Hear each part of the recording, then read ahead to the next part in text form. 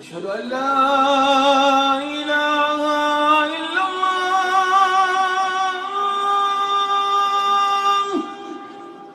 So the true believer is defined as someone who first of all focuses and is humble and overpowered in their salah.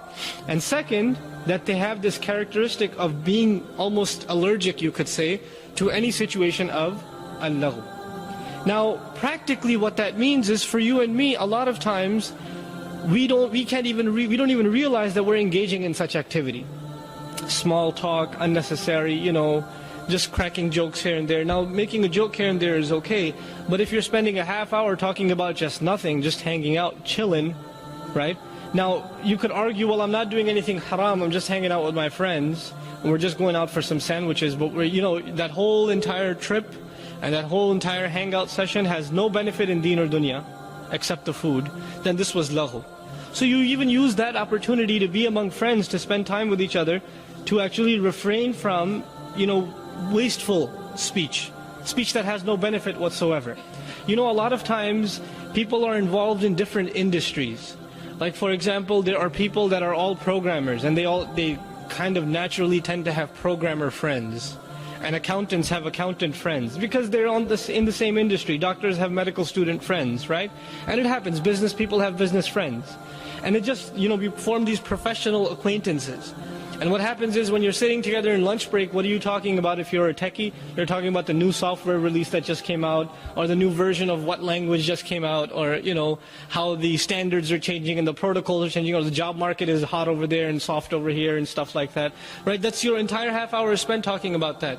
If you're among friends, you're into video games or something, and I'm guilty of this too, among youth, You're talking about what new game came out, and man, it wasn't any good, and the ending was boring, and blah blah blah. You could spend endless amounts of hours just talking about this stuff. And now, subhanallah, Shatan has worked hard and produced new activities, new opportunities for us to engage in laghu by means of online role-playing games and all of these. Literally, you could sit behind a screen for hours in your virtual life, where you're known as, something Muslim X5 or something, and you're riding a spaceship and, building your empire on some planet, and you're in it for like hours and hours, and you have no idea what's going on in the real world, right?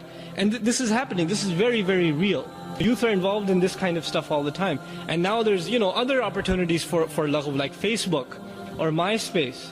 My goodness, I got onto Facebook about a month ago in order to get in touch with some friends and to promote some Arabic classes and things like that online. I get on not 2 minutes after signing on, people I have no idea, men and women, I get emails, Fulan and Fulan wants to be your friend on Facebook. I don't want to be your friend on Facebook. I don't want to be your friend in life. Leave me alone.